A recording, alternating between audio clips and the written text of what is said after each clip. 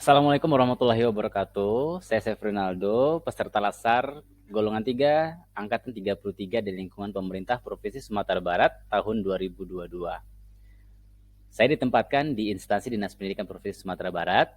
Nah, baiklah, pada kesempatan kali ini di video ringkasan materi, saya ingin memaparkan terkait dengan agenda 2, yaitu lanjutan dari nilai dasar ASN sebelumnya, yaitu modul kompeten, harmonis, loyal, adaptif, dan kolaboratif.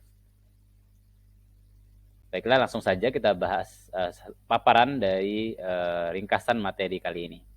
Inti dari resume atau ringkasan kita kali ini itu ada 3, yaitu materi pokok, yang kedua adalah materi yang mau didalami, dan yang ketiga adalah saran ataupun masukan. Nah, kita akan bahas satu persatu, yaitu mulai dari materi pokok masing-masing nilai yang 5 ini. Ya, nilai dasar ASN yang bagian dari berakhlak, berorientasi pada pelayanan, akuntabel, kompeten, harmonis, loyal, adaptif, dan kolaboratif. Oke, kita bahas satu persatu. Yang pertama adalah materi pokok kompeten yang di sini dibahas dalam modul. Intinya menurut pendapat saya setelah saya membaca dan memahami dengan seksama, intinya ada 4 hal yang dibahas di dalam materi pokok kompeten ini, yaitu tentang yang pertama adalah tantangan lingkungan yang strategis, yang kedua adalah kebijakan pembangunan aparatur, dan yang ketiga pengembangan kompetensi, yang keempat adalah perilaku kompeten. Kita satu persatu. Tantangan lingkungan yang strategis. Dalam seperti yang kita tahu ya, tantangan dunia saat ini tentunya dipengaruhi setidaknya oleh 3 hal ini. Yang pertama adalah VUCA, yaitu volatility, uncertainty, complexity, dan ambiguity. Apa itu? Volatility itu artinya adalah guncangan ya. Kedua adalah uncertainty, yang ketiga uncertainty itu tidak pasti gitu ya. Kemudian yang ketiga complexity, yaitu kompleks. Kemudian ambiguity itu tidak jelas gitu ya, atau ambigu. Kemudian, nah, apa maksudnya dunia yang VUCA ini? Dunia yang serba tidak menentu ya. Kadang ini besok bisa berubah gitu ya. Nah, karena perubahan terjadi begitu sangat cepat ya, transformasi terjadi begitu dengan sangat cepat dengan perkembangan zaman pada saat sekarang ya. Nah, ini salah satu tantangan lingkungan strategis yang dibahas dalam modul ini. Kemudian yang kedua adalah yang menjadi tantangan lingkungan strategis adalah disrupsi teknologi, yaitu kemajuan teknologi.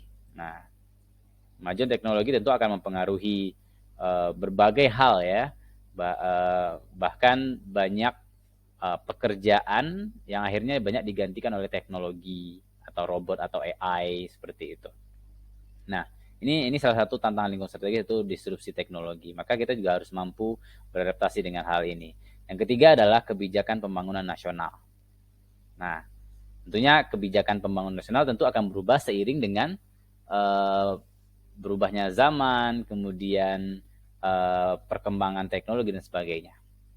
Lalu untuk kebijakan pembangunan aparatur, setidaknya dibahas itu ada 3, yaitu tentang merit system, yaitu tentang sistem pengembangan SDM aparatur sipil negara, di mana di sana dijelaskan bahwasanya ASN itu terdiri dari 2 komponen, 2 bagian. Yang pertama adalah P3K, yaitu pegawai dengan perjanjian kerja, kemudian yang kedua adalah PNS atau pegawai negeri sipil.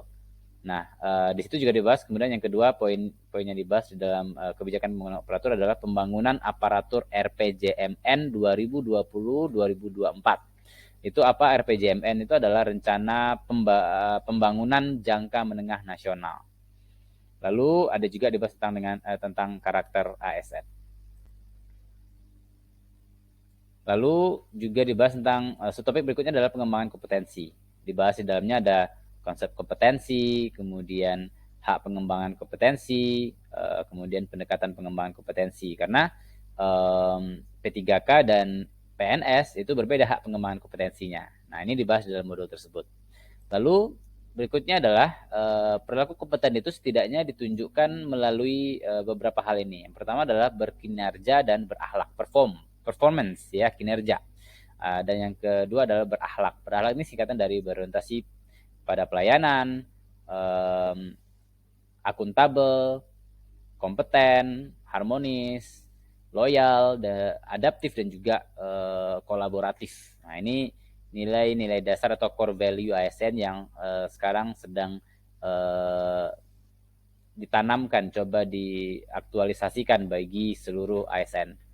Kedepannya harapannya adalah tentunya kualitas pelayanan pemerintah ya kedepannya akan menjadi lebih baik dengan adanya ASN yang berakhlak ini. Lalu yang berikutnya dibahas adalah tentang learn, unlearn, dan relearn. Artinya apa? Perilaku kompeten itu adalah perilaku yang mau belajar, kemudian mau meninggalkan, maksudnya mungkin pengetahuan lama yang tidak lagi relevan atau kebiasaan lama yang tidak lagi relevan dan selalu memperbarui, relearn, yaitu belajar kembali, memperbarui kompetensi, pengetahuan, dan pemahaman. Karena seiring perkembangan zaman tentu akan banyak hal yang perlu kita pelajari juga. Oke, kemudian juga berikutnya adalah meningkatkan kompetensi diri.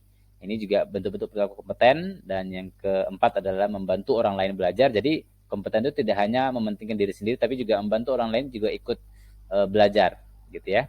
Lalu yang terakhir dibahas juga adalah terkait dengan perilaku kompeten itu perilaku yang melaksanakan tugas terbaiknya. Jadi bukan asal-asalan seperti itu ya. Nah, ini salah satunya adalah yang diharapkan dari perilaku kompeten ini. Nah, berikutnya nilai dasar ASN berikutnya dibahas yang saya ingin paparkan adalah yaitu materi pokok harmonis. Nah, di sini setidaknya dibahas 3 subtopik, yaitu konsep harmonis, kemudian panduan perilaku harmonis, lalu harmonis dalam konteks organisasi pemerintah. Langsung aja kita bahas satu persatu ya. Konsep harmonis intinya adalah itu kerjasama antara berbagai faktor ya, dengan sedemikian rupa hingga faktor-faktor tersebut itu dapat menghasilkan suatu kesatuan yang luhur, seperti itu. Ini setidaknya konsep harmonis yang dibahas di dalam modul ini.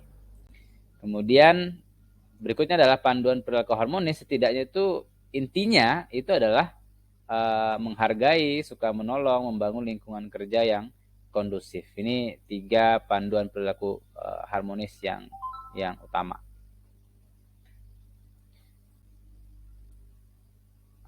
Berikutnya harmonis dalam konteks organisasi pemerintah, setidaknya dibahas tentang bagaimana penegakan etika ASN, peran ASN yang harmonis, yaitu yang netral, adil, mengayomi, toleran, suka menolong, dan teladan. Lalu tentang membangun budaya harmonis di lingkungan pemerintah, organisasi pemerintah, seperti itu. Lalu berikutnya juga kita bahas paparan ringkasan dari materi pokok loyal. Yang pertama adalah konsep loyal, yang kedua adalah panduan perilaku loyal, dan yang ketiga adalah loyal dalam konteks organisasi pemerintah. Konsep loyal intinya adalah berdedikasi dan mengutamakan kepentingan bangsa dan negara. Ini loyal dalam konteks ini ya, modul ini intinya. Kemudian berikutnya adalah panduan perilaku loyal itu ada 3 juga ya. Yang pertama adalah memegang teguh ideologi Pancasila dan Undang-Undang Dasar 1945. Kemudian menjaga nama baik sesama ASN, pimpinan, instansi, dan negara. Dan yang ketiga adalah menjaga rahasia jabatan dan negara. Jadi di sini intinya perilaku yang loyal itu adalah perilaku yang tidak sembarangan menyebarkan informasi rahasia dari jabatan yang dia emban seperti itu, atau rahasia-rahasia negara. Kemudian juga menjaga nama baik ASN ya, baik nama baik sesama ASN, pimpinan, instansi publik negara, dan juga tidak melenceng dari ideologi negara kita, yaitu Pancasila dan Undang-Undang Dasar 1945 tentunya. Lalu berikutnya adalah loyal dalam konteks organisasi pemerintah, yaitu yang pertama komitmen pada sumpah atau janji ASN-nya, kemudian penegakan disiplin, yang ketiga adalah pelaksanaan fungsi sesuai dengan fungsi, seperti itu. Berikutnya adalah materi pokok kolaboratif. Nah, ini adalah nilai dasar ASN yang ketujuh, yaitu kolaboratif. Yang dibahas ini intinya tuh cuma 2 yang saya tangkap, yaitu tentang konsep kolaborasi, yang kedua itu praktik dan aspek normatif kolaborasi pemerintah. Konsep kolaborasi intinya ada 6 kriteria konsep kolaborasi tersebut. Yang pertama adalah forum yang diprakarsai oleh lembaga publik atau lembaga pemerintah, seperti itu. Kemudian peserta dalam forum termasuk aktor non-state, ya pesertanya bisa bukan dari pemerintah seperti itu ya, bisa dari pihak lain swasta misalnya. Kemudian juga peserta terlibat langsung dalam pengambilan keputusan, lalu forum diatur secara resmi dan bertemu secara kolektif. Lalu hasil itu berupa konsensus gitu ya, kesepakatan bersama. Lalu yang terakhir fokusnya adalah kebijakan publik. Ini 6 kriteria konsep kolaborasi yang dijabarkan dalam modul ini setidaknya. Lalu panduan perilaku kolaboratif itu apa? Ada 3 juga panduan perilaku dalam perilaku kolaboratif itu adalah yang pertama memberi kesempatan kepada berbagai pihak untuk berkontribusi, yang kedua terbuka dalam bekerja sama untuk menghasilkan nilai tambah, yang ketiga menggerakkan pemanfaatan berbagai sumber daya untuk tujuan bersama. Nah, itulah tadi inti dari panduan perilaku kolaboratif. Lalu ini kita lewatkan ya. Lalu terakhir adalah materi yang ingin didalami itu adalah 2 topik utama sih yang pengen dibahas lebih lanjut di dalam masa asinkronus ini atau distance learning ini, yaitu tentang nilai dasar kompeten dan juga nilai dasar ASN harmonis. Dan ini